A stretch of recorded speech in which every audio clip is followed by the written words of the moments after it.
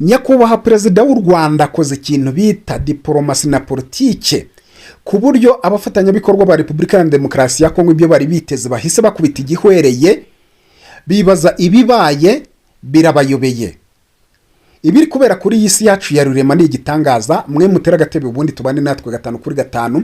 Ibihano byari biteguye kuba bifatirwa u Rwanda, ibihano byengejejwemo umuriro n'ibihugu bishigikiye Repubulika ya Demokarasi ya Kongo, ibyo bihano bikuweho burundu. Ni ugusuzuma ko bijyanye n'ingingo zo kuba u Rwanda rwafatirwa ibihano. Repubulika ya Demokarasi ya Kongo uburyo yagiye ikomeza gushinja u Rwanda kandi nerusabira ibihano, ingingo zose zizweho zisanga u Rwanda rutagomba kuba rwafatirwa ibihano. Ni nako kandi muri uku shaka gufatira u Rwanda ibihano hari ingendo za Minisitiri w'Ububanyi n'Amahanga w'Ububiligi Maxime arutse kuba yagirira hirya no hino muri Afurika mu buryo bw'ibanga, ariko afite icengezamatwara ry'uburyo yakumvisha bimwe mu bihugu bya hano muri Afurika kuba byashyira mu majwi u Rwanda, bityo Amerika ikabasha kuba yabyumva vuba igafatira ibihano u Rwanda ndetse n'ibindi bihugu byo mu mugabane w'i Burayi bukaboneraho kuba byafatira u Rwanda ibihano. Ariko ibyo byose bibaye ubusa, bibaye amazi imbere ya Felix Antoine Tshilombo Tshisekedi ubu ntari no gushobora kuba yarya. Ngira ngo perezida w'u Rwanda Paul Kagame amweretse ko ikinwa rya politike na diplomasi hari aho ritangana. None se ibya Maxime Minisitiri w'Ububanyi n'Amahanga w'Ububiligi uherutse kugirira ingendo muri Afurika mu bimwe mu bihugu bigize Afurika, akaherukiriza ingendo ze hariya i Qatar muri Doha mu buryo bw'ibanga, agasaba umuhuza wa Qatar uhagaze hagati ya M23 na guverinoma ya Repubulika ya Demokarasi ya Kongo ko nyamara yakumvikanisha ibibazo by'u Rwanda, ko u Rwanda ari rwo ruteza umutekano mukeya muri aka karere duherereyemo, ngo akabyumvisha Amerika ngo ku buryo basabira ibihano u Rwanda ngo kari byo bizatuma umutekano cyangwa se intambara yo muri Repubulika ya Demokarasi ya Kongo icika intege.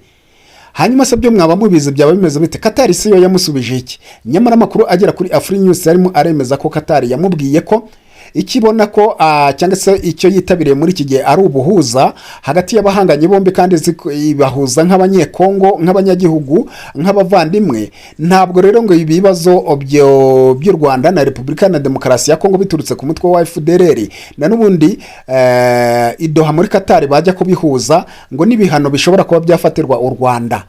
Bamubwira ko ibyo ngibyo ikibazo cy'u Rwanda na Repubulika ya Demokarasi ya Kongo kisa naho kiri ku ruhande ukurikije ikibazo cya M23 na guverinoma ya Repubulika ya Demokarasi ya Kongo, aho Qatar yamusobanuriye ko ikibazo cya Repubulika ya Demokarasi ya Kongo na M23 ari abavandimwe ubwabo. Bamwereka impunzi z'abanyekongo ziri mu makambi hirya no hino mu bihugu bituranye na Repubulika ya Demokarasi ya Kongo, kari nazo ziturukamo abarwanyi bajya kuba baharanira uburenganzira bwabo babujijwe muri Repubulika ya Demokarasi ya Kongo. Bati ibyo ni nabyo dushaka kugira ngo twumvishe guverinoma ya Repubulika ya Demokarasi ya Kongo ikemura ikibazo cy'abanyagihugu bacyo.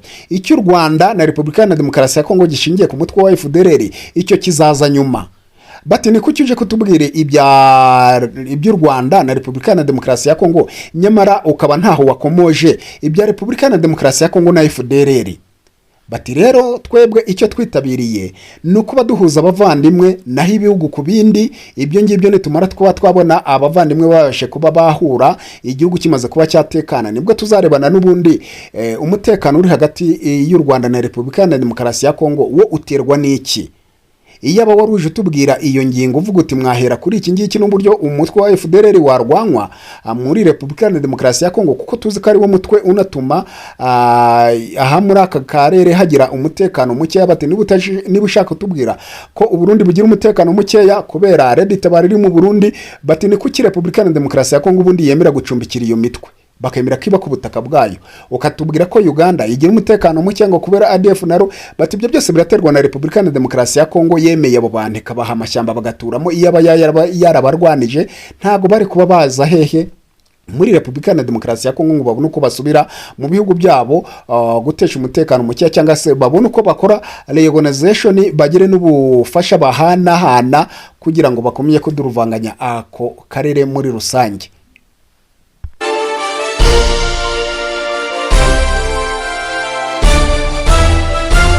Audio Jungle.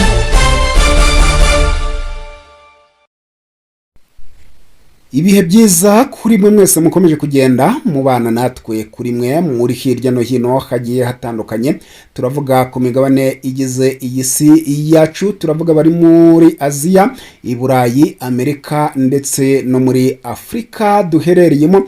Niko mbahaye ikaze kuri Afri News Time, mbabwira ngo ni bya Mungu mujye kuba mwana nawe muri aya makuru update igezweho muri aka kanya. N'amakuru tujye kwerekeza ku butaka bwa Repubulika Iharanira Demokarasi ya Kongo muri kubiri kuhabera, haba ku rugamba turaruvuga kuri ligne de front, haba muri politike na diplomasi, aho se turagaruka mu bigiye bitandukanye, ariko turaza guhera mu ntambara na nubundi iri guza M23 n'igisirikare cya Repubulika Iharanira Demokarasi ya Kongo FARDC n'abafatanya bikorwa b'iki gisirikare cya Repubulika Iharanira Demokarasi ya Kongo. Tuze kuba twasohereza na nubundi cyangwa se dukurikizeho ingingo y'uburyo Felix Antoine Tshilombo Tshisekedi akubise igihwereye Repubulika Iharanira Demokarasi ya Kongo isa naho iri mu cyunamo muri aka kanya. Bitewe n'iki? Bitewe n'u Rwanda. Bitewe n'u Rwanda ibyo perezida wa Repubulika Iharanira Demokarasi ya Kongo Felix Antoine Tshilombo Tshisekedi yari yiteguye muri iyi minsi ko u Rwanda rugiye kuba rwatungurwa, amahanga yose agahaguruka akashyiraho komanteri yaharaye avuga ati nibyo koko, haravuga ati ntago ari byo koko. Birangiye Felix Antoine Tshilombo Tshisekedi abonye message imubwira ngo ibyo yifuzaga ntago bigezweho, kubera ko ni Felix Antoine Tshilombo Tshisekedi wari wizeye ko u Rwanda rugiye kuba rwafatirwa ibihano. Ndaza kubabwira iyi diro amatariki yari yayikinnyeho, ariko mbabwire n'uburyo perezida w'u Rwanda Paul Kagame yageze muri Amerika iyi diro ihita ivaho y'ibihano. N'u Rwanda rukuriweho ibihano rwasabirwaga na Repubulika Iharanira Demokarasi ya Kongo n'abandi bafatanya bikorwa ba Repubulika Iharanira Demokarasi ya Kongo bakomeje kugendera mu kurya amaminere, ariko bakashaka kuba bashinja u Rwanda bitariho, ariko bose barasebye. Iyi ni nayo mwakagombye kuba mwakumva ariyo topic y'aya makuru, kuko buriya hari ikintu tujya twirengagiza mu buzima muri rusange, tukumva ko twakenera imiripuko iriho, ko hariho imiripuko, ariko imiripuko kambabwire ko nta politiki iriho, nta miripuko, ko nta imiripuko yahera. Imiripuko yose yabarwa nk'iya ADF naru itagira politiki yubakiyeho, bigafatwa nk'ubwihebe.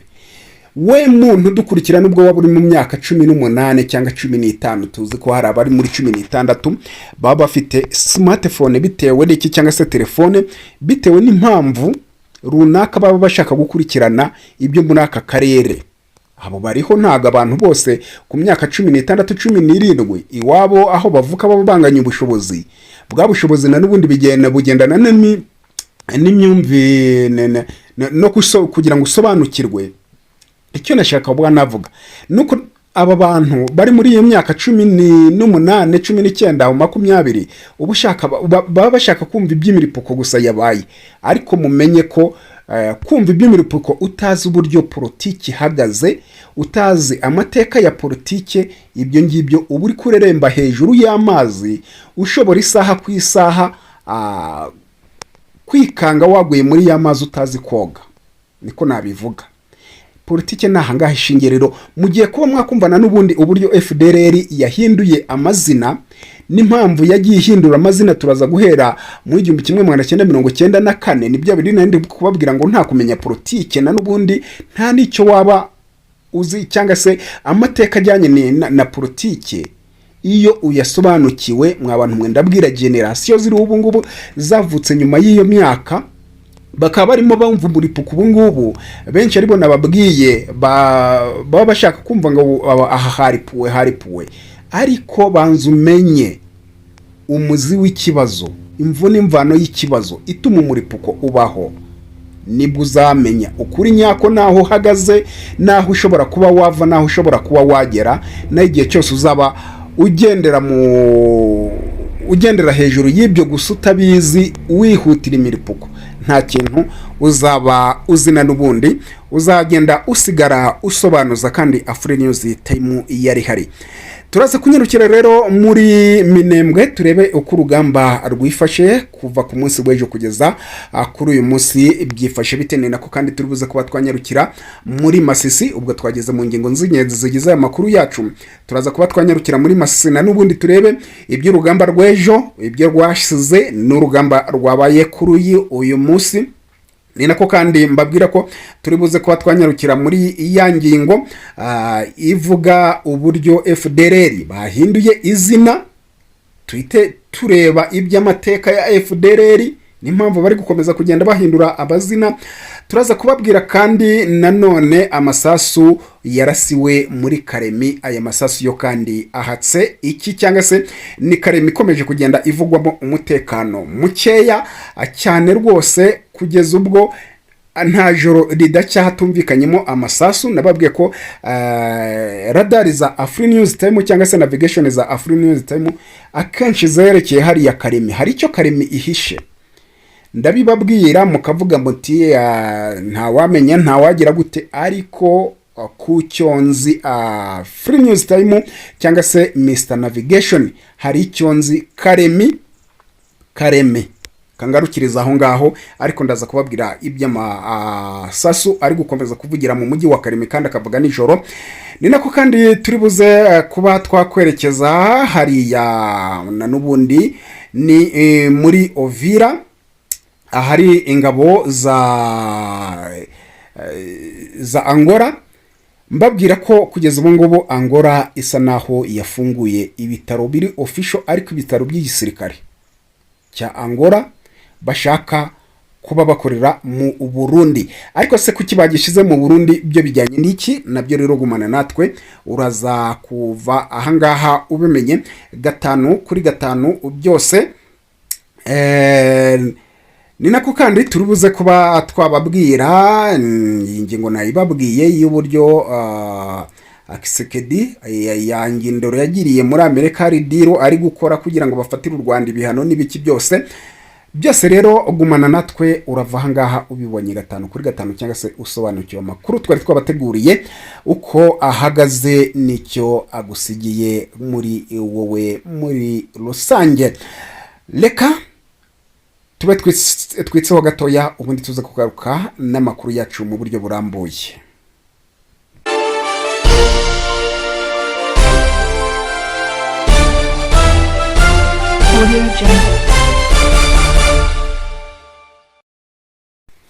Katwinjire mu makuru yacu mu buryo burambuye, ariko mbere yuko twinjira muri aya makuru mu buryo burambuye, reka manze nsabe abakunzi bose n'abafana n'abandi bose bakurikira Afrinews Time kuri wowe utarakora subscribe, ubu nicyo gihe cyo gukora subscribe. Niba kandi ndasaba ko umubare byibuze w'abaviews bakurikiye aya makuru ya Afrinews Time muri aka kanya ari nawo mubare wakagombye kuba wakoze like. Nibyo koko tumukora izo nshingano, natwe tugakarindwa inshingano zo kugira ngo tubagezeho amakuru kandi tutare amakuru abafitiye umumaro. Ni nayo mpamvu namwe mwakagombye kuba mubigira inshingano yanyu kugira ngo mukore subscribe. Rwose mwabantu mwe munyereke ko mukunda Afrinews Time, muyikunda. Ndashaka nifuza kubona umubare waho abasabo bari bageze, ndeba uwo mwakoze wiyongereyeho, nanjye biranterana n'ubundi indi morali yewe nari mu bwite kirekaho yo ntaba namenye ari iyo ngiyivure mu mbere ayanshobokeye nzajya nyabaha. Munkure rero twanzike n'amakuru yacu duhera muri Masisi, tutangira ku rugamba rwabaye kuva ku munsi w'ejo ku tariki 26 z'ukwezi kwa kabiri mu mwaka w'ibihumbi 2026 hariya mu Minembwe, cyane cyane mu gace ka Rugezi muri Kivu y'Amajyepfo, nkuko amakuru turuka muri ako gace agera kuri Afrinews Time abivuga.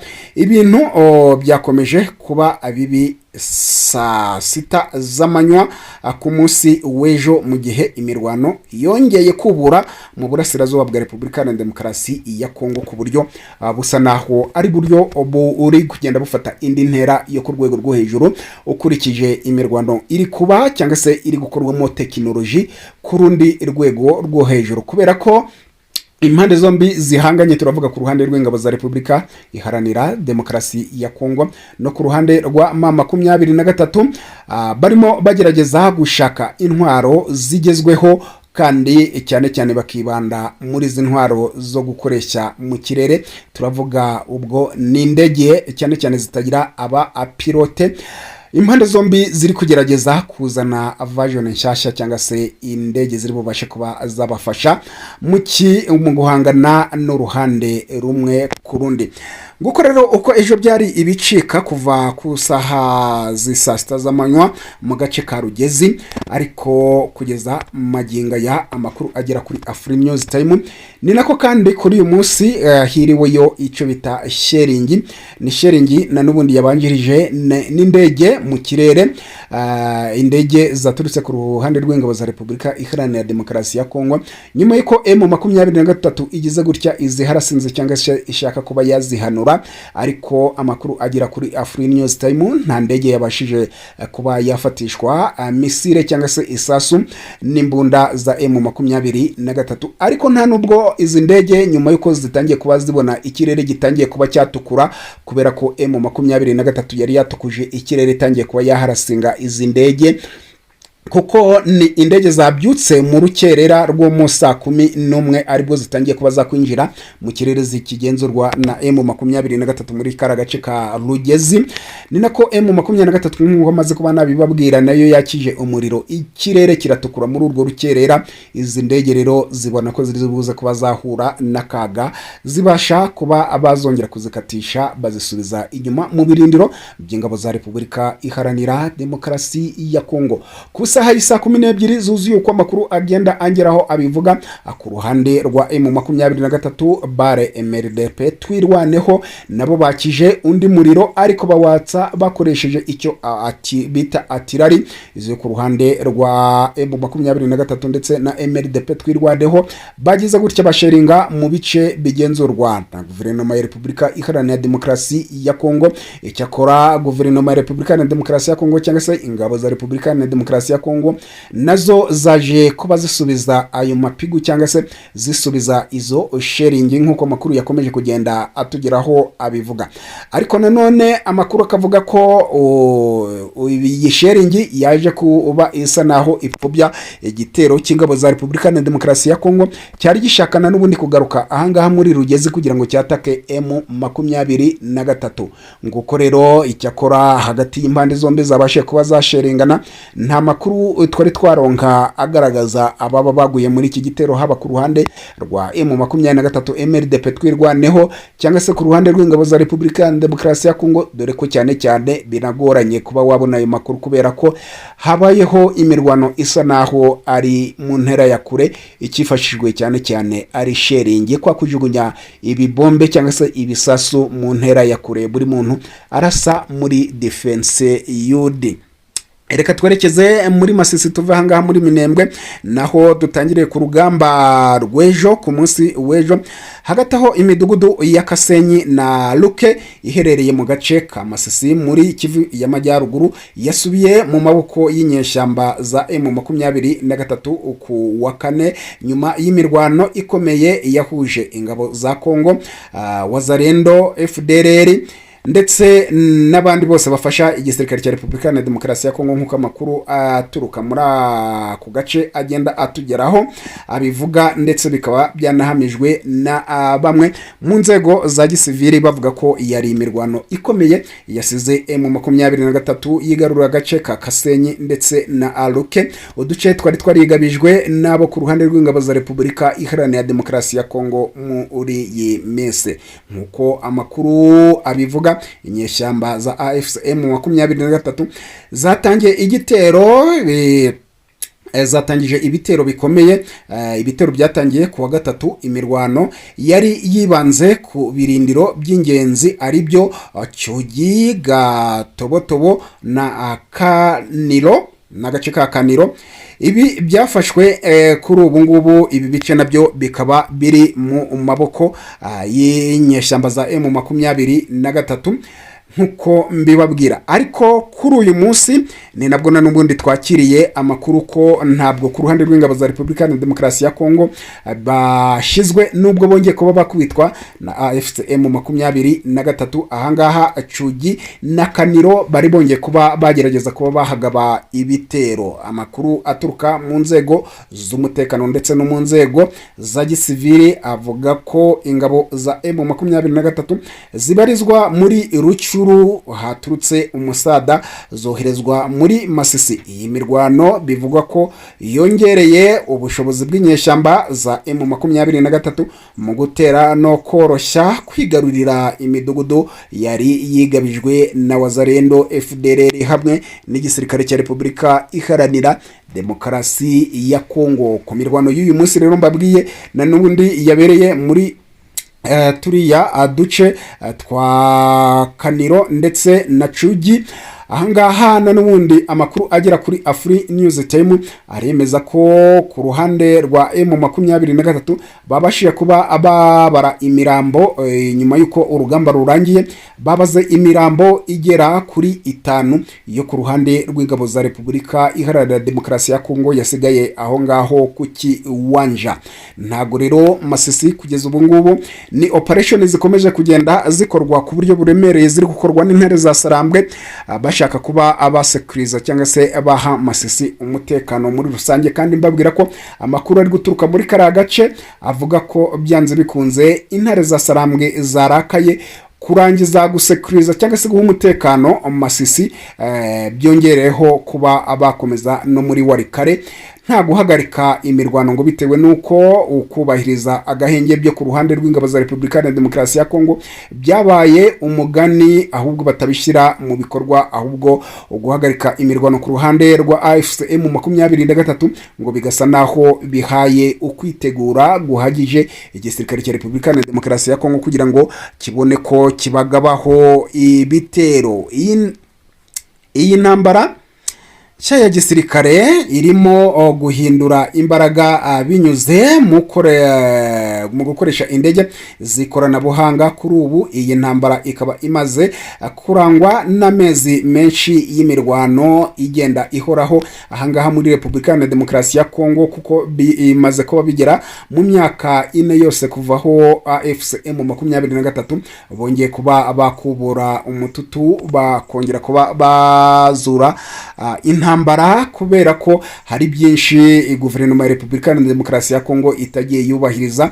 Mu bihe byabanje bagiye bagiranamo amasezerano nko ku gihe cya CNDP, ibyo byose ntabyo guverinoma ya Repubulika ya Demokarasi ya Kongo ibyo babashe kuba baganiraho muri icyo gihe ntacyo yigeze yubahiriza ngo ibishyire mu bikorwa. Abashinzwe ibikorwa by'ibanze hari icyo babashe kuba bagarukaho muri iyi ntambara iri kubera ku butaka bwa Repubulika ya Demokarasi ya Kongo, barimo na n'ubundi nk'abaturage n'abayobozi ba gakondo hariya muri Masisi, n'abagize societe civile na abayobozi b'abaturage batinya ko urugomo kubera iyi ntambara yongeye kuba yasubira muri Repubulika ya Demokarasi ya Kongo muri biriya bice byo muri Masisi bigenzurwa cyane M23. Bavuga bati urugomo rushobora kwiyongera muri aka gace kubera ko turabizi neza ko uruhande rwa guverinoma ya Repubulika ya Demokarasi ya Kongo abarwanyi baho hafi ya bose ari abanyarugomo, ngo bitewe n'umutekano muke rero ukomeje. Ariko ikijyanye n'iyo ngingo, umuyobozi wa Kivu y'Amajyaruguru ku ruhande rwa M23 ari muri gahunda yo gusura abaturage hirya no hino muri za sheferi, ari kugenda abahumuriza ko M23 idateze kudohoka, ko ahubwo ubu ari bwo urugamba rugeze rwo kuba abakuraho bakirukana ubutegetsi bubi muri Repubulika Iharanira Demokarasi ya Kongo. Muri Kivu y'Epfo na Kivu y'Amajyaruguru umubare uragaragaza ko intambara igiye kurushaho kwiyongera, uyu mubare ugenda ugaragazwa n'ibitero bya buri munsi, haba ibyo ku butaka no mu kirere, bikaba bikomeje gutera ubwoba bikomeje gutera ubwoba ko n'ubutabazi buzakomeza kwiyongera cyangwa se bukabura uburyo bukora ubutabazi na n'ubundi ngo bitewe n'imiterere ya Repubulika ya Demokarasi ya Kongo, aho kenshi ngo imihanda yo muri Repubulika ya Demokarasi ya Kongo usanga igoranye kuba wayinyuzamo ubutabazi. Turavuga iyi miryango mpuzamahanga nayo yagize iyi miryango mpuzamahanga yita ku burenganzira bwa muntu yagize ibyo itangaza muri iyi ntambara ya Repubulika ya Demokarasi ya Kongo, ariko nayo igaruka ku ruhande rwa guverinoma ya Repubulika ya Demokarasi ya Kongo bavuga bati amakuru tugenda twakira natwe nuko ariyo ikomeje kugenda ikora ubushotoranyi igaba ibitero kuri M23 bati kandi nanone hari ubwo tugerageza kujya gutanga ubufasha ku bari mu kaga batejwe n'iyi ntambara ihanganishije M23 n'igisirikare cya Repubulika ya Demokarasi ya Kongo, bati rimwe na rimwe twagera ku ngabo za Repubulika ya Demokarasi ya Kongo zikanga ko twaba twakomeza. Ati rero ugasanga bityo ubutabazi buzakomeza kwiyongera ariko mu buryo bugoranye mu burasirazuba bw'iki gihugu, mu gihe usanga ku ruhande rwa guverinoma ya Repubulika ya Demokarasi ya Kongo kwita ku mpunzi bisa n'ibiri kure yayo cyangwa se itabasha kuba ibishyiramo ingufu, ahubwo ikishyiramo ingufu ari ukukaza ibitero bijya kuri M23. Amasasu yarasiwe muri komine ya Lukuga, ahangaha ni mu mujyi wa Karemi, yateye ubwoba abaturage. Ese byo byifashe bite iby'ayo masasu? Nababwiye ko byanze bikunze amakuru yahariye muri Karemi uko tuzajya tugenda tuyaronka, tuzajya tubaha update uko muri Karemi bimeze. Kugeza ubu rero muri Karemi ntago byifashe neza, hagati ya mutekano uri hariya n'ingabo zitsindagiye muri biriya bigo muri Campu Marine. Muraza kuba mwakumva hari ibihumbi n'ibihumbi by'ingabo, ariko kugeza ubu ngubu harakomeza kugenda hagaragara umutekano muke hariya mu mujyi wa Karemi, hagenda humvikanamo amasasu menshi cyane. Amahoro y'abaturage bo mu gace ka Lukuga muri Karemi yahungabanijwe mu joro ryakeye, mu joro ryo ku tariki 26 rishyira ku tariki 27 z'ukwezi kwa kabiri umwaka w'2026, ubwo twakiraga amakuru ko muri kariya gace humvikanyemo amasasu menshi cyane, agace kari hariya muri Karemi, agace ka Lukuga. Kuko amakuru aturuka muri ako gace abivuga, amasasu yatangiye ahagana saa 5 andi saa 8 z'ijoro mu gace ka Laha hafi ya Place Vendome, akaba ariho aya masasu yatangiye kuba yavugira. Aya masasu rero yateye ubwoba abaturage. Amakuru agera kuri Afri News Time aravuga ko abashinzwe umutekano bagizwe na polisi n'ingabo z'igihugu cya Repubulika ya Demokarasi ya Kongo FARDC bihutiye kujya aho amasasu ari kuvugira, basanga umwe mu bapolisi wari muri ako gace amaze kwicwa, amaze kuba yakwitaba Imana. Gusa ariko abari bamaze kuba bamurasa ntago babashe kuba bababona cyangwa se ngo bamenye aho barengeye. Ku saha y'isa 8 nabwo yongeye kuvuga, turavuga amasasu ubwo patro y'ingabo za Repubulika ya Demokarasi ya Kongo FARDC zari zikanze abantu, ariko yo nta muntu. Aya masasu ubwo ingabo za Repubulika ya Demokarasi ya Kongo zayikangaga abantu zahise zirasa, ariko ngo kuby'amahirwe ayo masasu nta muntu yabashe kuba yakwangiza ubuzima bwe, nkuko amakuru agera kuri Afri News Time abivuga. Icyakora nicyo barashye nabo bwakiye mu gitondo ngo ntibashobora kuba bagisobanukirwa, ngo kubera ko bari muri patro yahegereye cyangwa se ahasa naho hagana mu nkengero z'umujyi, mu gukata hirya mu buyira busohoka umujyi, ngo bikanga abantu basa naho bava mu cyerekezo kimwe bajya mu kindi, niko kuba barashe. Icyakora abayobozi babo mu guhurura mu gitondo kugira ngo barebe icyayo masasu yarashwe n'ingabo za Repubulika ya Demokarasi ya Kongo, basanze nta kintu kigeze kirasirwa aho ngaho. nk'uko amakuru atugeraho abivuga. Nyuma yaho haje kuba hakorwa umusako cyangwa se icyo bita cordon and search. Imbunda yo mu bwoko bwa AK-47 basanze ngo ariyo yakoreshejwe muri iryo joro barasa uyu mupolisi, bitewe nuko ngaho bamurasiye nyine babonye ibitoryi ari ibya AK-47. Naho ibinyamakuru byinshi byo muri kariya gace bivuga ko nyuma haje gukorwa umusako cyangwa se cordon and search, hafatwa intwaro imwe yo mu bwoko bwa AK-47 ndetse n'izindi ntwaro gakondo zikoreshwa n'amaboko byafashwe mu gihe cy'ikorwa ry'umusako. Ariko ibi nabyo ntago bigeze babisanga mu nzu, ahubwo ngo babisanze ahantu mu kanivo ariho biri. Ubwo birumvikana ni hahandi hanyura imiyoboro y'amazi aba atemba, baba badashaka ko anyura mu giturage cyangwa se adanyura mu mihanda no mu mayira, bakashiraho izo za ruhurura. Ngo niho iyi AK-47 hamwe n'imihoro n'ibindi bikoresho bijyanye n'intwaro gakondo byasanzwe muri iyo kaniva. Iki gikorwa cyongeye kugaruka mpaka ku mutekano wa nijoro mu bice bimwe na bimwe by'umujyi wa Kalemi, bikaba bimaze iminsi. Ariko kugeza ubu ubuyobozi bw'intara hamwe n'abasirikare ba FARDC ingabo za Repubulika na Demokarasi ya Kongo bo bagenda bahabya ko ari ibikorwa by'ubujura bigenda bigaragara ahangaha muri uyu mujyi wa Kalemi. Mu gihe amakuru atugeraho avuga ko abaturage bo bavuga bati dukurikije igihe bimaze cyangwa se iminsi tumaze twumva aya masasu ndetse n'abantu bamwe na bamwe bagenda abapfa, yego nubwo harimo abibwa ahangaha mu mujyi wa Kalemi, batariko turamenya ko byaba atari abajura gusa, ahubwo ari uko bakurikirana ikibazo hashobora kuba harimo hazadukiramo n'ibindi bitero. Ubuyobozi bwo bukomeje gushishikariza abaturage ko bagomba kwitonda bakareka ingendo za nijoro kandi no gukorana neza hagati y'abaturage n'inzego z'umutekano, ngo bikaba bikenewe ahangaha mu mujyi wa Kalemi.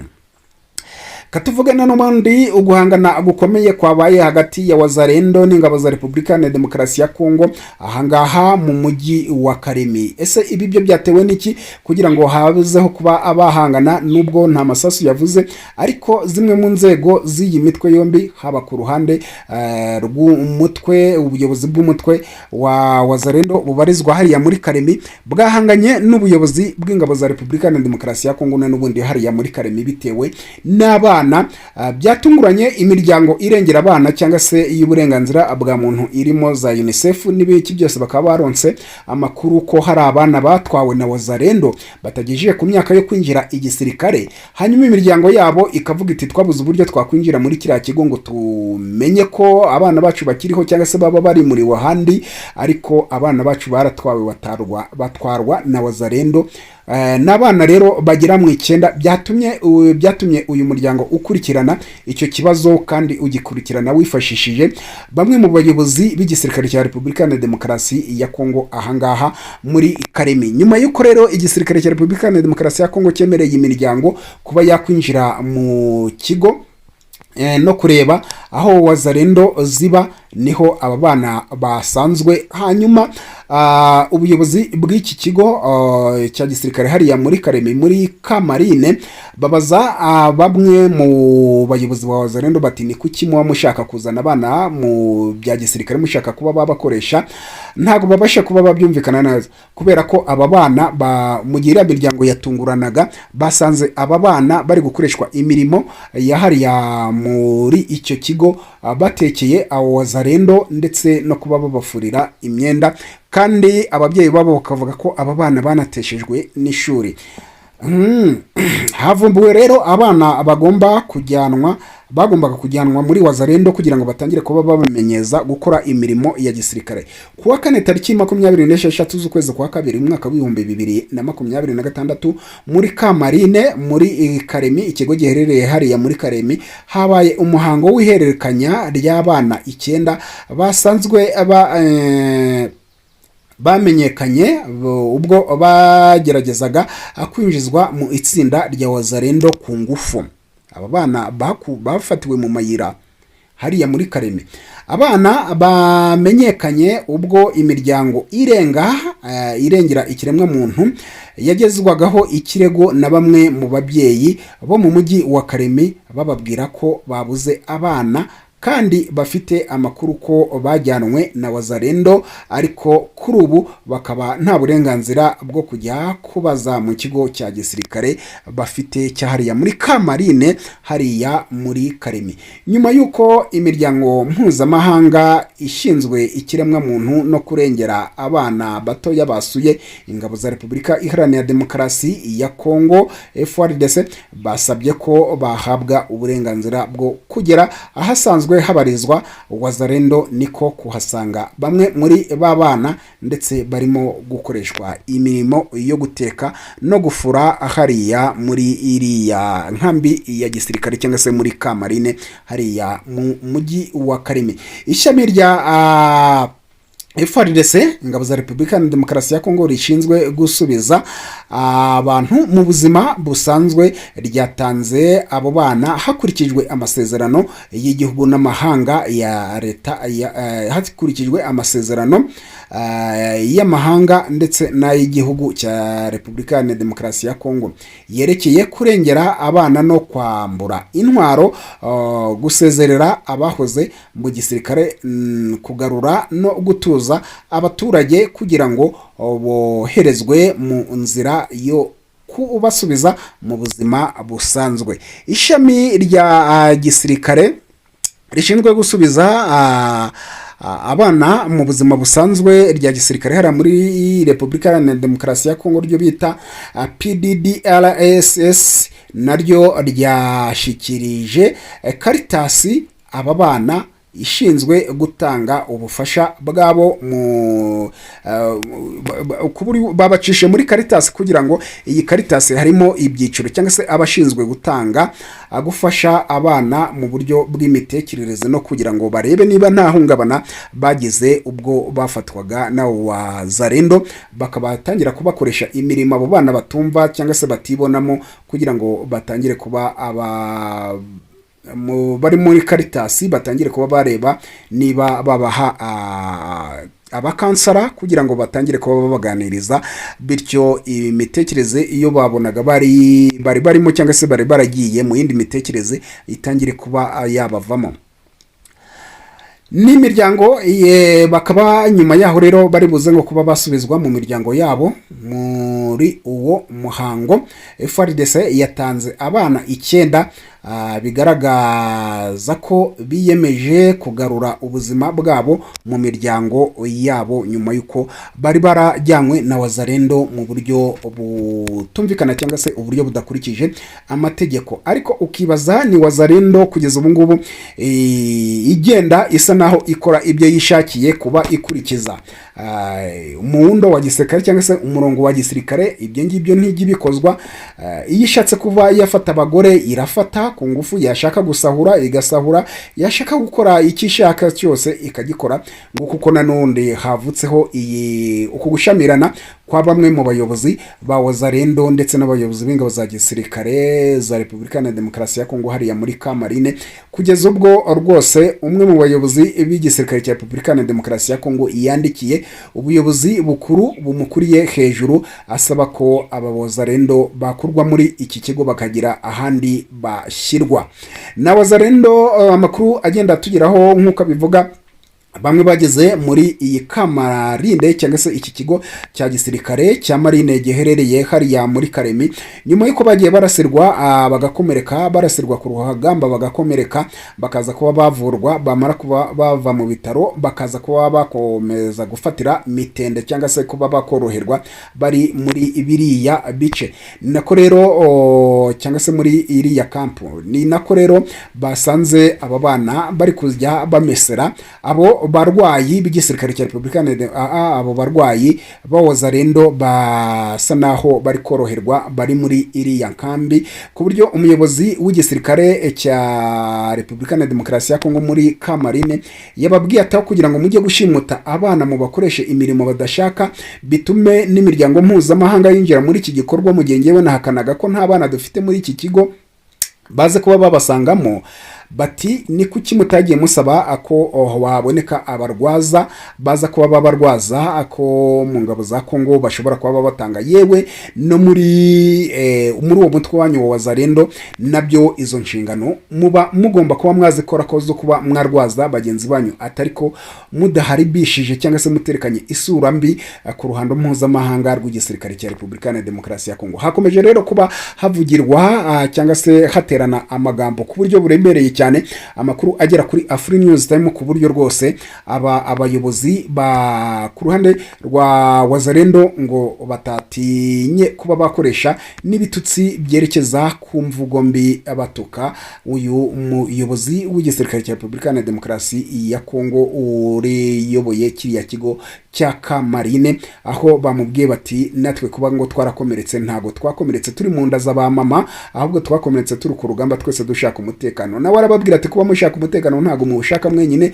kuko twese turawushaka cyangwa se turawushakisha, niyo mpamvu mwakagombye kuba mutanga ibibazo bibagoye bikaba byashakirwa umuti, aho kugira ngo mubashe kuba mwabyikemura binyuze mu nzira mbi.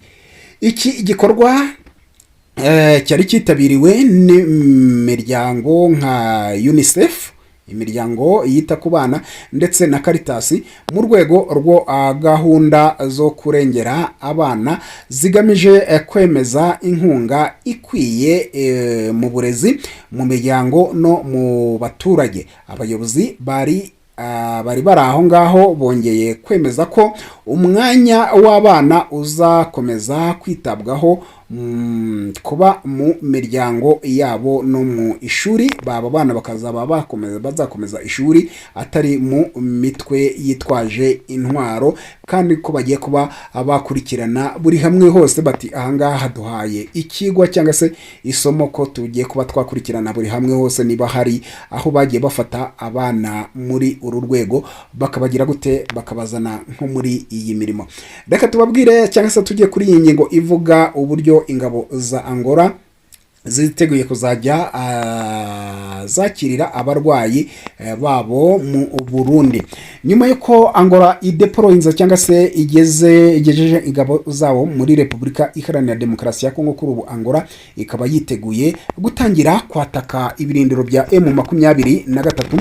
Ni nako kandi Angola yahakanye cyangwa se yagaragaje ko itazakirira cyangwa se itazavurira abasirikare bayo bakomerekeye bazajya bakomerekera ku rugamba ahangaha muri Repubulika ya Demokarasi ya Kongo. Kuri ubu ikaba yafunguye ibitaro byayo bwite hariya mu kigo cya gisirikare kiri hariya mu Burundi, hariya i Bujumbura rwagati. Akaba ariho abasirikare ba Angola bazajya barashyirwa ku rugamba, bazajya bapakirwa indege cyangwa se helikopter bakajya mu Burundi, akaba ariho bavurirwa ngo mu rwego rwo kuba kubavurira za Kareme n'ahandi hagiye hatandukanye. Nta cyizere bagira ko ngo M23 mu gihe yaba yamenye ko bari kuvurirwa ahariho hose ku butaka bwa Repubulika na Demokarasi ya Kongo, ngo byamaze kuba byagaragara ko ishobora kuba yaharasa, ngo bijyanye nuko ari amakuru yarashwe y'ikibuga cy'indege cyahariya muri Kisangani cya Bangoka. Bati rero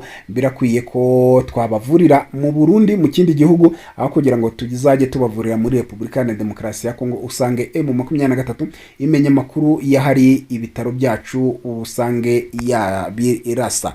Kuri ubu rero bakaba bafashe inzu imwe nk'uko amakuru agenda agera kuri Afri News Time abivuga, inzu imwe iyo muri kiriya kigo cyahariya mu Burundi mu mujyi wa Bujumbura. Bafata inzu imwe ubuyobozi bw'igisirikare cy'u Burundi buyiteza Angola kuri ubu bakaba barangije kuba bayivugurura bayikuyigizamo n'ibikoresho ngo bishobora kuba byazabafasha kwita ku barwayi igihe bari bubashe kuba batangira kuba bakwataka M23. Iyo ngingo reka tuyiveho ahubwo twigire kuri iyi ngingo ivuga uburyo Repubulika na Demokarasi ya Kongo ikubise igihwereye ibyo Felix Antoine Tshilombo Tshisekedi yibwiraga ko agiye kuba yatangaza amahanga yose cyangwa se amahanga yose agiye yakwifata ku munwa ngo kubera iyo bihano yari yiteze ko Amerika igiye kuba yafatira u Rwanda. None kuri ubu Felix Antoine Tshilombo Tshisekedi arasebye, ahubwo kuri ubu no kurya nawe byamunaniye, yifashe ku munwa arimo yifeka avuga ati se ibyo nkina ndakina ibiki, ndabikinana nabande n'u Rwanda na n'ubundi rusebeje Repubulika Iharanira Demokarasi ya Kongo. Twababwira ko ku tariki 5 z'ukwezi kwa kabiri umwaka w'ibihumbi 2025 dutangira iyi ngingo yacu y'amakuru tuyitangirana gutya. Felix Antoine Tshilombo Tshisekedi kuri izo tariki 5 z'ukwezi kwa kabiri umwaka w'ibihumbi 2026 yari ari muri Amerika. Ubwo kuri iyi tariki ni cyagiye yitabiraga ibirori cyangwa se umuhango w'amasengesho yo gusabira Leta Zunze Ubumwe za Amerika. Murabyibuka iki gihe rero yagize umwanya wo kubonana n'abayobozi bagiye batandukanye muri Amerika, mu nteko ishinga amategeko, muri Sena ihehe, ndetse nyuma yaho aza kuba yanabonana na Donald Trump. Agira bimwe amurika, ariko na n'ubundi abimurika amakuru agera kuri Afri News Time hari amahanga yari amuri nyuma nayo agenda yenyegeza bavuga bati u Rwanda n'urwo gufatirwa ibihano, u Rwanda n'urwo gufatirwa ibihano byanze bikunze, bavuga ko ari rwo ruteza umutekano mukeya muri Repubulika Iharanira Demokarasi ya Kongo. Niko rero ku tariki 14 z'ukwezi kwa 12 umwaka w'ibihumbi 2020, ku tariki 14 z'ukwezi kwa kabiri umwaka w'ibihumbi 2026, ubwo inama y'umuryango w'ubumwe bwa Afurika yari irimo, yari iteranye, ntago perezida w'u Rwanda yigeze attending iyi nama cyangwa se yitabira. Perezida w'u Rwanda nawe yari ari muri Amerika, nawe yagize byinshi aravuga ati politiki yanjye, diplomasi yanjye igomba kuba yagaragarira ahangaha, ibihano bigakurwaho. Amakuru dufite nuko yegereye abayobozi bagiye batandukanye bahariya muri Amerika, bagira byinshi baganira, abereka ikibazo cy'umutekano mukeya muri aka karere, akomereza muri Repubulika na Demokarasi ya Kongo, akomeza abereka uburyo Repubulika na Demokarasi ya Kongo kuva kuri Mobutu, Laurent Desire Kabila, nako Joseph Kabila, n'uyu uriho Felix Antoine Tshilombo Tshisekedi, hari ibibazo bigeze bagenda birengagiza, ari byo birigenda bivuka none ahangaha muri Repubulika na Demokarasi ya Kongo, yewe bikarenga Repubulika na Demokarasi ya Kongo bikongera bikagaruka ku Rwanda kubera umutwe wa FDLR. Ibyo byose bakaba bashaka kubiroha ku Rwanda, kandi ari bo bakagombye kuba bagira inshingano zibanze zo kubikemura. Byatumye bigera kuri finali ubwo perezida w'u Rwanda ku tariki 14 z'ukwezi kwa kabiri umwaka w'ibihumbi 2026 avugana na senateri Lindsey Graham birangira ibihano bikuweho, birasubikwa kubera ko abasenateri yabonanye nabo bari bamaze kuba bakumvisha na Donald Trump bamubwira bati ibya Repubulika na Demokarasi ya Kongo yananiwe gukemura ibibazo byayo, ahubwo irashaka kuba igaragaza ko kudakemura ibibazo byayo ari uko u Rwanda ruriyo. Ntiyigeze yirukana FDLR ku butaka bwa Kongo ngo ibyo bigira inzira, ntiyigeze icyura impunzi. Ibyo byose mukuru w'u Rwanda yarabigaragaje, arizo mpunzi zongeye kwireba mu mutwe zikajya kurwanya Repubulika na Demokarasi ya Kongo, ko nta bandi bantu bava hanze ya Repubulika na Demokarasi ya Kongo baturutse mu kindi gihugu cyangwa se guverinoma y'ikindi gihugu ngo ijye kurwanya Repubulika na Demokarasi ya Kongo. Ibihano byakuweho mu gihe Felix Antoine Tshilombo Tshisekedi yari yiteze ko muri iyi minsi agiye kumva inkuru amahanga yose buri bujye guca, amahanga yose akavuga ati ni ibiki bibaye ku Rwanda. Birangiye gutyo, ibihano nta kiriho, nta na kimwe. Ku tariki 25 rero z'ukwezi kuko kwa kabiri ntabwo Tshisekedi yakomeje kuba yakwicara, Tshisekedi yari ari mu Bufaransa abonana na Emmanuel Macron w'Ubufaransa. Ubwo nawe yashaka kugira ngo amubwire ko ibyo Amerika igiye kuba yagira yasohora, cyangwa se amubwire ko na n'ubundi akomeza kuba nawe hari ibyo yavugana na Donald Trump, kugira ngo Donald Trump agire gute ashimangire byihuse iby'ibihano by'u Rwanda. Ariko ntago Felix Antoine Tshilombo Tshisekedi yari yakamenye ko kuri izi tariki 14 ubwo umukuru w'u Rwanda yari ari muri Amerika yabashe kuba yakwinjira muri iki kibazo kijyanye n'aya matiku ya Repubulika na Demokarasi ya Kongo. Ibyo Felix Antoine Tshilombo Tshisekedi yagiye akamurika. Twabagejeje amakuru ya Rubaya, y'ibinombe bya Rubaya, uburyo yavuze ati ndabiguhaye Donald Trump, manunu ndayiguhaye hehe, kugira ngo bigendene muri uwo mujyo. Hanyuma Donald Trump nawe ahereho avuga ati reka ngire n'imikoranire na Repubulika na Demokarasi ya Kongo, ubundi dushireho ibyo bihano. Hanyuma rero aba basenateri perezida w'u Rwanda yabashe kuba yabonana nabo babisanze Donald Trump baramubwira bati Amerika tugomba kuba twajya mu bucuruzi bunyuze mu nzira ya nyabwo, kandi Amerika ikakomeza kuba abigomba kuba yafasha mu gukemura ibibazo ikabibafasha, ariko na n'ubundi nta mpamvu zo kuba u Rwanda rwafatirwa ibihano kandi narwo rufite ukuri kuri iki kibazo cya Repubulika Iharanira Demokarasi ya Kongo. Abayobozi b'uruherekane bayoboye Repubulika na Demokarasi ya Kongo bagiye basunikirana ibyo bibazo kugeza kuri Felix Antoine Tshilombo Tshisekedi nawe byananiwe kuba yabikemura, ariko akaba biherereza ku gihugu cy'u Rwanda ibihano finish. Ibyo Felix Antoine Tshilombo Tshisekedi yari yiteze byarangiye, byavuyeho. Katujye kuri iyi ngingo rero ivuga uburyo FDLR yahinduye izina. Yarihinduye. Muraza kumva uburyo FDLR atari bwo bwa mbere yahundura amazina, ariko se guhindura izina kwa FDLR kuraza kuyifasha iki? Ayo yagiye ihindura yose ko ntacyo byakomeje kugenda biyifasha. Ariko na n'ubundi turaza kuba twababwira uburyo bwo guhindura iri zina n'iki shaka, kugeza igihe ibya FDLR bizaviraho hakaduka undi mutwe uvuga ko urwanya ubutegetsi bw'u Rwanda ari ya FDLR, ariko kugira ngo igisebo cy'amateka ngiye kubabwira ngo kitakomeza kugenda kuri FDLR nako kuri uwo mutwe, ngo bitazatuma uwo mutwe impamvu zayo zitumvikana ku ruhando mpuzamahanga icyo waba urwanira. Nguko iko igenda ihindura amazina. Kugeza ubu ngubu yahinduye izina yitwa FCLL, aribyo bivuga Common Front for Liberation. Narimbishize mu Gifaransa kandi mbona ari ubusobanuro buri mu Cyongereza. Common Front for Liberation of Rwanda, cyangwa se mu Gifaransa Front Commun pour la Liberation du Rwanda.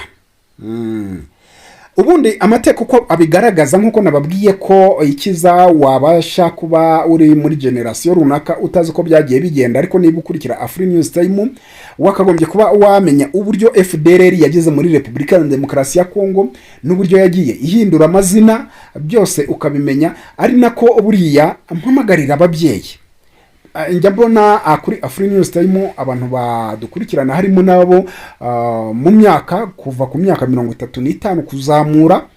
Abo bantu baba bafite abana bagomba kuba bamenya amateka. Nitugera kuri iyi ngingo y'amateka, ndagusabye kuri wowe ntubibone nk'iki, ahubwo ubone nk'ibintu byakubaka umwana, kuba yaba ari muri Afurika, yaba ari ku mugabane uri kuberamo ibi bintu, ariko asobanukiwe icyo kintu cy'amateka.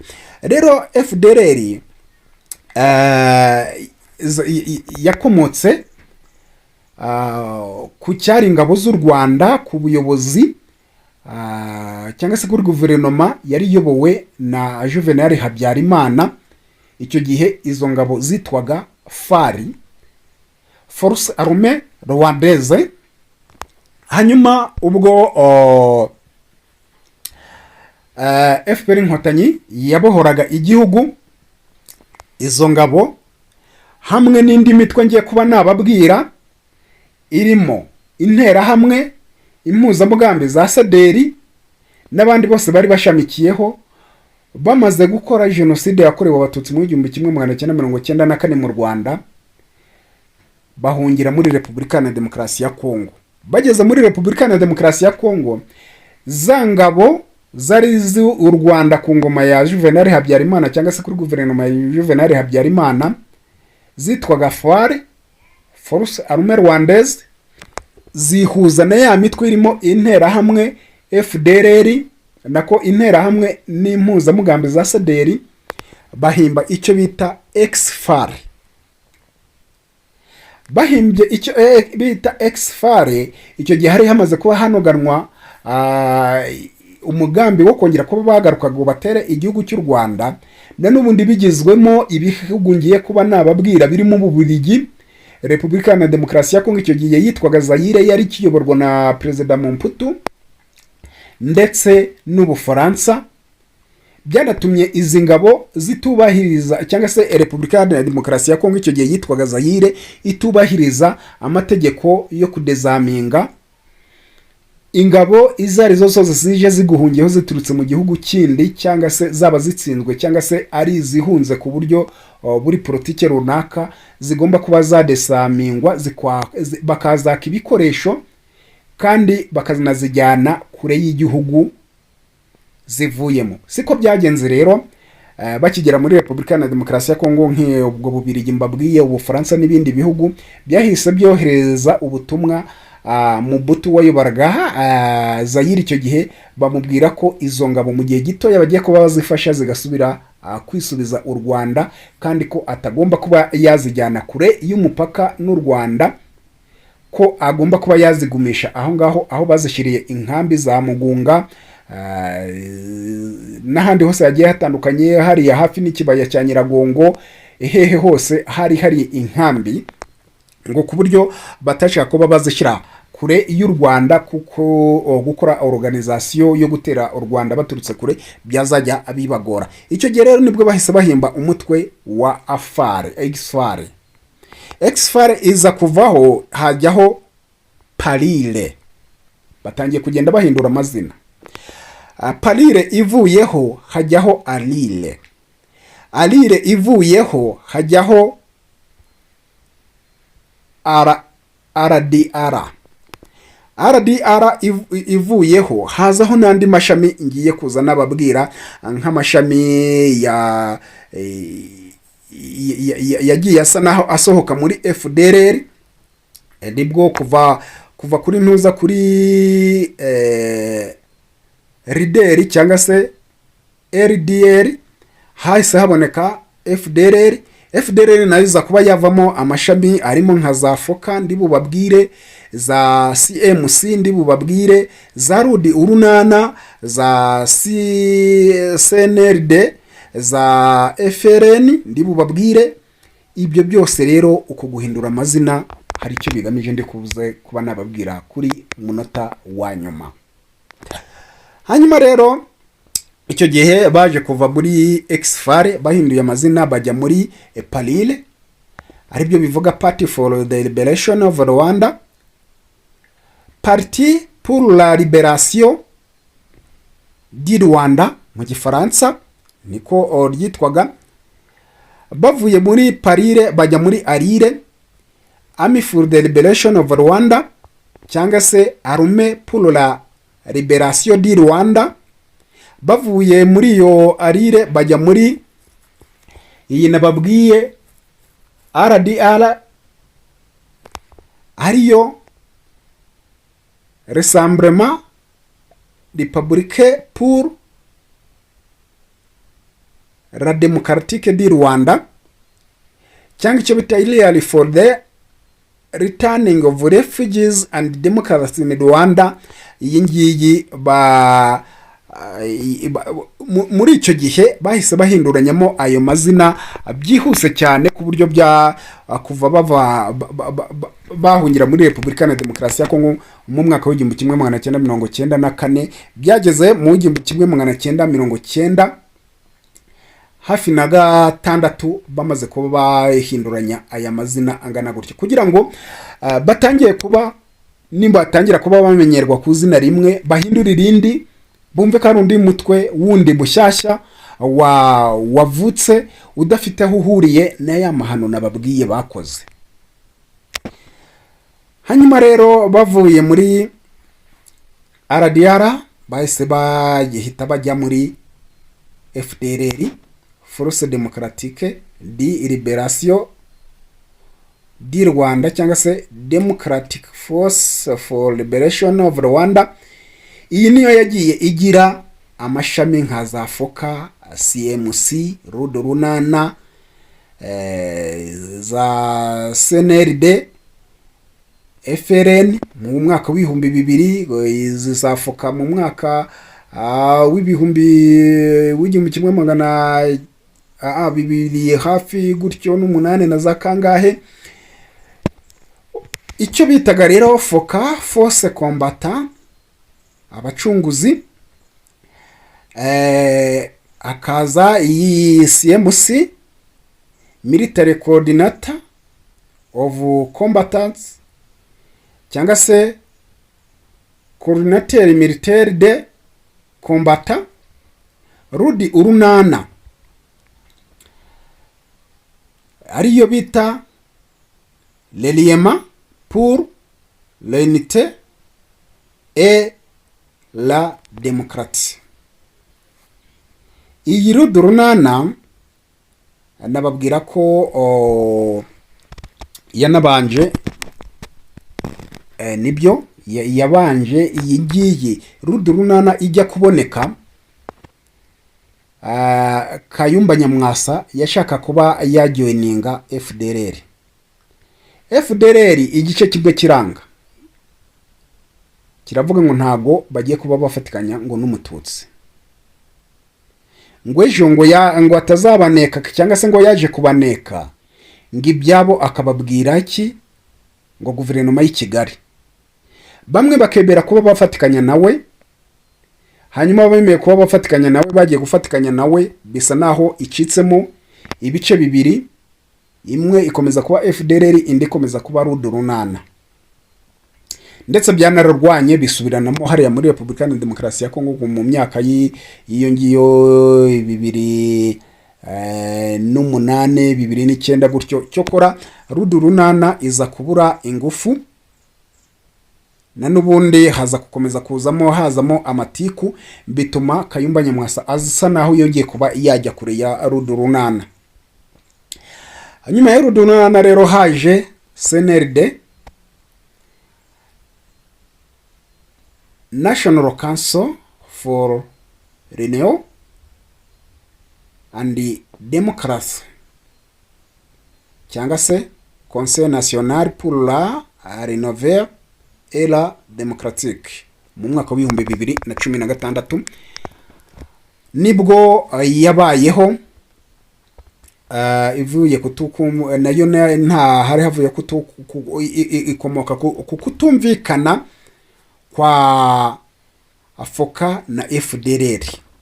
Urumva ni FDLR yabanje kuvamo Rudi Urunana, barashwana, na n'ubundi nyuma yaho muri 2016 haba havuyemo CNRD, na n'ubundi ivuye cyangwa se havuyemo mu gushwana kwa FOCA na FDLR biba CNRD, kubera ko FDLR buriya aya mashami nababwiye arimo za FOCA, za CMC, Rudi Urunana, za CNRD na za FNL, ni mu buryo yagendaga ishyiraho amashami kugira ngo ibashe kuba yabona abayoboke, kubera ko byanze bikunze hari nk'uwo uwishimiriye imitwe akaba yanayijoininga ariko agaterwa ipfunwe no kumva ko ari FDLR ivugwaho gukora genocide yakorewe abatutsi mu 1994 mu Rwanda, akavuga ati ntabwo ndi joining. Noneho bashiraho undi mutwe witwa gutyo ko haje undi mutwe urwanya u Rwanda, byakubitana n'imyumvire y'uwo muntu, akavuga ati none ngenda jya kujoininga uriya mutwe ndwanya u Rwanda, ariko yose na amashami ki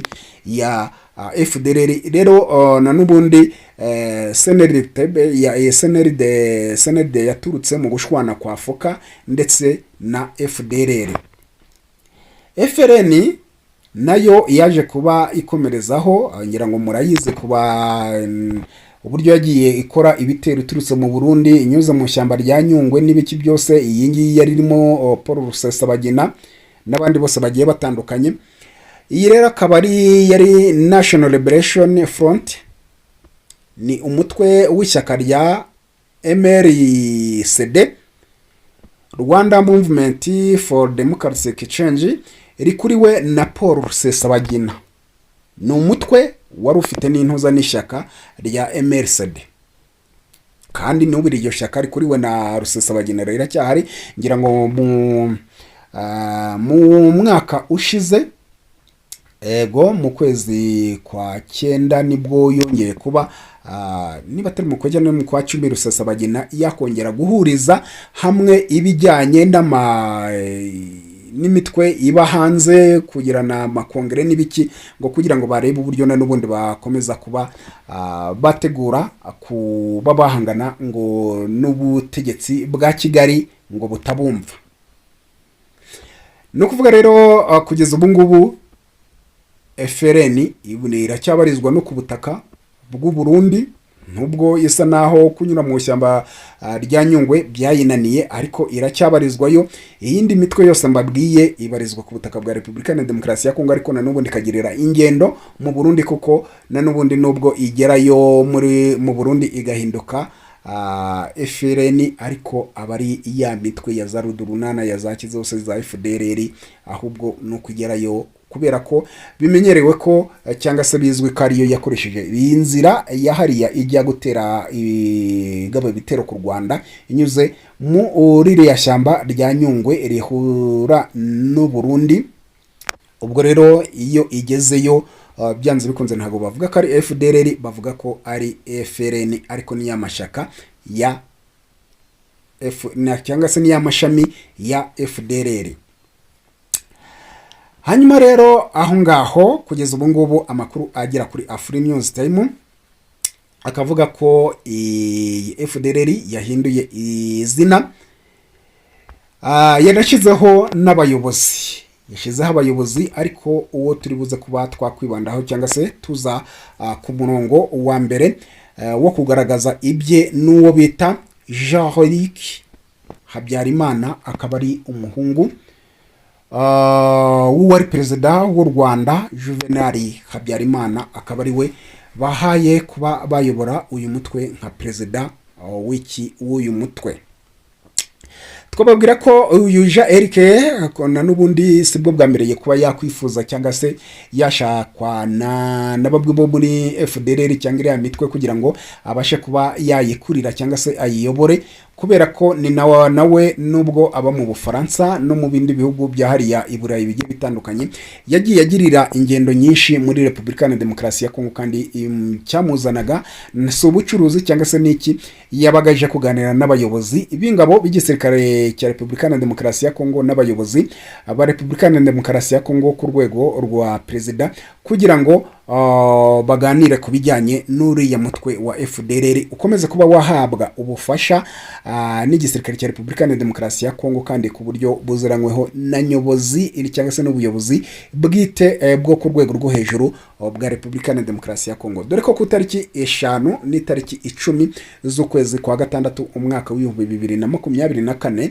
uyu Jean-Luc Habyarimana yari ari ku butaka bwa Repubulika Iharanira Demokarasi ya Kongo, yewe yanakiriwe na Roger cyangwa se Roger Ilunga, murumuna wa Felix Antoine Tshilombo Tshisekedi. Abyumvise niwe wamwakiriye, murumuna wa Felix Antoine Tshilombo Tshisekedi. Icyo gihe rero Jean-Luc Habyarimana yanahuye n'uwari ukuriye icyo gihe ishami ry'ubutasi bw'igisirikare cya Repubulika ya Demokarasi ya Kongo, Dimayepu,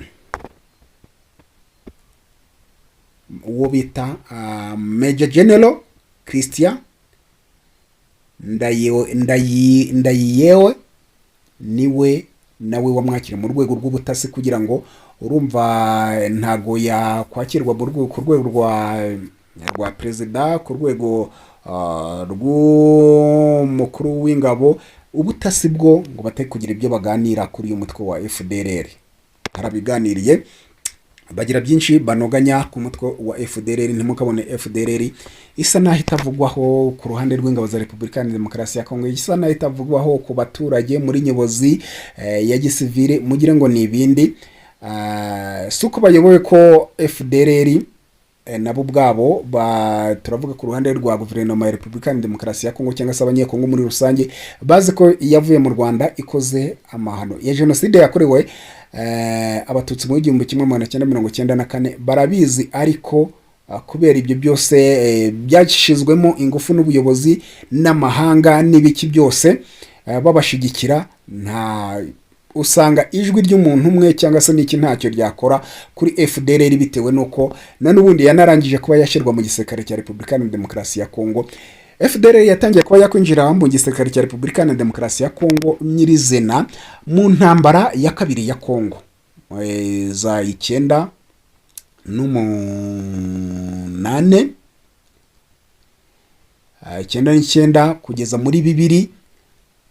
FDLR yahise yinjira muri official mu gisirikare cya Repubulika ya Demokarasi ya Kongo, ishakirwa ibyangombwa nk'umuturage wa Repubulika ya Demokarasi ya Kongo, nk'umusirikare wa Repubulika ya Demokarasi ya Kongo kugeza amagingo. Mutazajya mwumva bari abagenero bose n'ibiki muvuge ngo nabanyekongo. Harimo aba FDLR, harimo aba FDLR bavuye icyo gimugi mu 1994 mu Rwanda, ari abasirikare batoya batanazwi cyane, yewe bamwe ari n'aba soruda cyangwa se ba private ba koporo bande, kuri ubu bakaba bari kubarizwa ku rwego rw'aba generali. Abagiye bavuka nabo bagiye mu kuko hari ishuri rya FDLR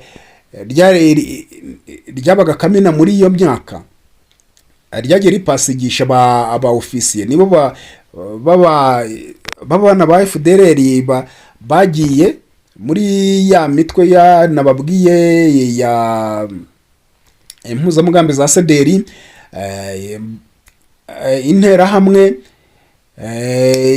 Abo basirikare bagiye bafite abana bakiri batoya, bagerayo bamara gukura, abo ngabo nibo bagiye binjura muri ayo mashuri y'abasuza ofisiye hariya za Kamena bagapasinga ari ba ofisiye. Ubu nibo bagendera mu gisirikare cya Repubulika ya Demokarasi ya Kongo. Niyo mpamvu mwumva FDLR kuvugwa muri Repubulika ya Demokarasi ya Kongo. Hari ubwo n'umuyobozi ngira ngo aza muri Repubulika ya Demokarasi ya Kongo, ndavuga nka kuriya Felix Antoine Tshilombo Tshisekedi yaje, bishoboka kuba yaraje atazi ko yubakitse kuriya FDLR mu gisirikare cya Repubulika ya Demokarasi ya Kongo, yageramo akamera nk'umfashwe nk'akamashu, bakavuga bati urajya kwibyimbisha no kugira gute ntago uri burareho, nabyo birashoboka. Rero icyo gihe Jean Eric Habyarimana sabo ngo suwongo gusa yabonanye nawe, dore ko yabonanye n'abandi bayobozi bagiye batandukanye.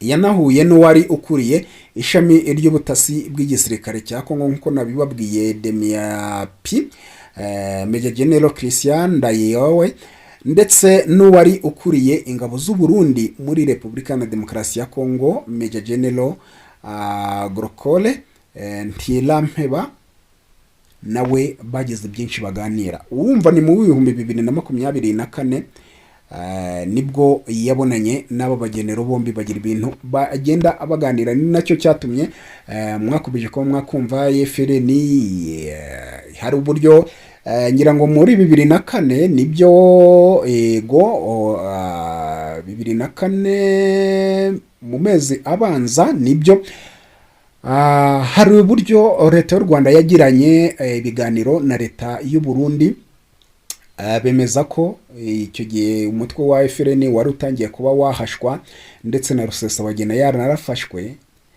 Hanyuma bagira u Burundi bumaze kuba bwakorwa n'isoni gutyo, bwemera ngo kuba bwakorana n'u Rwanda, kuba bakora ama operation yahariya hafi n'umupaka uhuza Repubulika y'u Burundi na Repubulika y'u Rwanda, hafi no ku mupaka kuri aya mashyamba yombi bahuriyeho mu rwego ngo rwo guhiga FRN.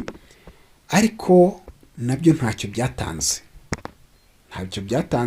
kubera ko Jean Eric urumva hari ibyo yari yarubatse na n'ubundi mu Burundi, bitari ngombwa ko kuba byashoboka. Byagenze gute rero na n'ubundi nuko u Rwanda rwagiranye imikorane n'ingabo z'u Burundi, bagirana twa operation aho ngaho, ariko na n'ubundi byaje kuba byafata ubusa kuko FRN yaje kuba yakwiyambura imyenda, ihabwa impuzankano z'igisirikare cy'u Burundi ndetse inashyirwa mu ma defense y'igisirikare cy'u Burundi, ari nabo banahindukiye na n'undi bagakorana n'ingabo z'u Rwanda, ama operation bitwa ko ari ingabo z'u Burundi.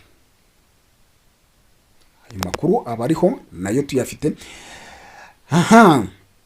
Rero ni ibihugu nka Repubulika na Demokarasi ya Kongo hamwe n'u Burundi byakomeje kuribwaribwa n'ibyifuzo byo umugambi wo gushaka uko bakuraho ubutegetsi ngo bwa nyakubahwa Paul Kagame, perezida w'u Rwanda. Uko rero uko bihagaze ku makuru twari twabateguriye muri aka kanya, kuri mwe mwese mukomeje kugenda mubana na Afri News Time, kuri mwe muri hirya no hino hagiye hatandukanye. Reka miniranga aha kandi mbararikira kuza gukurikira amakuru yacu, aza gukurikira yanga. Imana ikomeze kubahira no kubaha umugisha muri byose mukora. Ciao ciao.